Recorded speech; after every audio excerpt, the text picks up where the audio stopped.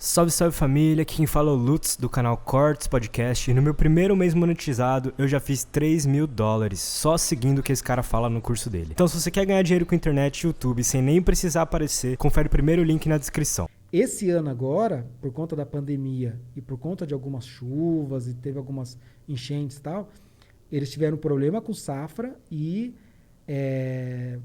pessoas informantes que estão lá dentro trazem, né, esses dados para fora, dizem que eles estão numa situação muito complicada. Dizem, enfim, a notícia, né, oficial é que não chegou, que não tiveram a pandemia lá, que não COVID. teve. Essa informação extracurricular aí, o que nos diz? Então, eles testaram cerca de 3.500 pessoas no país inteiro. E dessas pessoas... Qual a população total? 25 milhões. Uhum. Tá bom. Então eles testaram 3.500 pessoas mais ou menos. E desses testes, segundo o Estado, 0 casos. Porém, existem esses informantes, eles trazem informações de que houveram muitas pessoas que foram isoladas e que eles têm números diferentes de pessoas que entraram para o isolamento e de pessoas que saíram. Então, eles não sabem dizer necessariamente se as pessoas voltaram, se elas acabaram morrendo, o que elas tinham. E não tem internet, não tem como conferir. Você não tem informação. Ou foram eliminadas. Você está com vírus... Eu não sei se chega a tanto, mas eu diria que é muito pouco provável que não houvesse alguma pessoa contaminada. Sim. Por quê? Eles fecharam a fronteira no começo, entre janeiro e fevereiro, se não me engano, do ano passado. 80% do negócio deles é com a China. 85% dos negócios deles são com a China. Mais de 80% dos turistas deles são chineses. E a pandemia começou na China. Sim. Então, assim, era muito pouco provável que com essa fronteira aberta, entrando chinês, esses donju, eles fazem negócios, eles vivem na China mais do que na Coreia do Norte. Então, assim, é muito pouco provável que o vírus não tenha entrado lá. Sim. Então, o mais provável mesmo é que eles tenham abafado essas informações. Claro.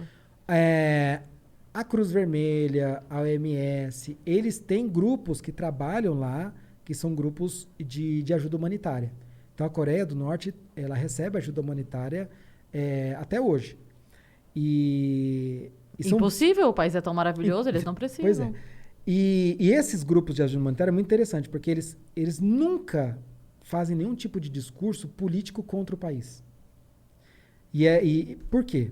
Porque isso você fala, eles estão lá, eles estão vivendo, eles estão vendo, como que eles não vão falar isso pro resto do mundo? Eles não falam, e eles inclusive até falam que o país está ajudando, que o país está fazendo a parte deles e tal. Mas quando você vai conversar com alguém que já fez parte disso, e eu já vi entrevista de gente que já fez, você fala que isso faz parte de uma estratégia, porque se eles falarem mal do governo, o governo põe eles para fora. Eles não e podem aí ajudar pessoas mais. vão morrer. Uhum. Sim. Então eles preferem, digamos assim, Passar um o pano, não entrar nessa seara e estão lá para ajudar e para salvar vidas. Uhum. Então, assim, tanto é que agora, por conta da pandemia, se eu não me engano, dos 16 grupos, acho que são 16 grupos de ajuda humanitária que tem lá, acho que, se eu não me engano, só ficaram 2. Eles saíram porque eles não estavam conseguindo trabalhar por conta da restrição que tinha, porque eles queriam ajudar, então, mas estava muito restrito, eles tiveram que ficar meses isolados como se fosse num QG em Pyongyang, sem poder sair, sem poder fazer nada. Então a gente vai embora, a gente não pode fazer nada. Sim. Então, o país restringe muito o acesso de jornalista. Então, por exemplo, uma das coisas que eu assinei lá no termo foi que eu não era jornalista e que eu não ia fazer nenhum tipo de trabalho jornalístico em relação a isso. E na época eu falei pro cara, falei, olha, eu tenho um blog, eu escrevo no meu blog. Falei, se é um blog pessoal, tudo bem.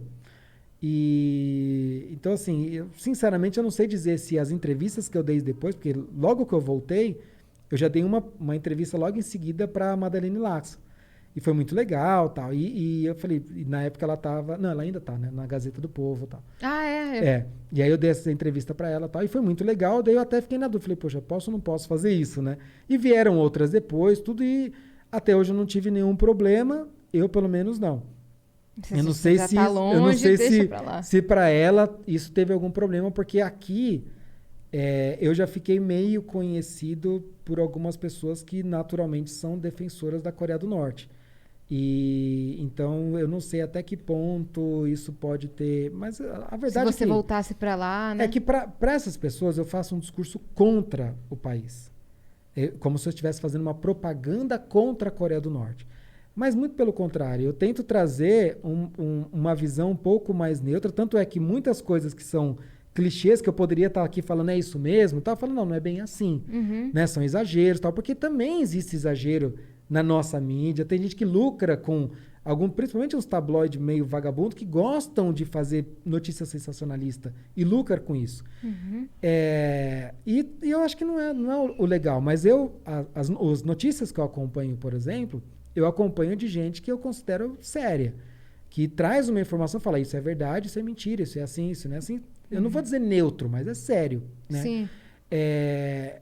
E para mim, acho que o principal é você respeitar o norte-coreano.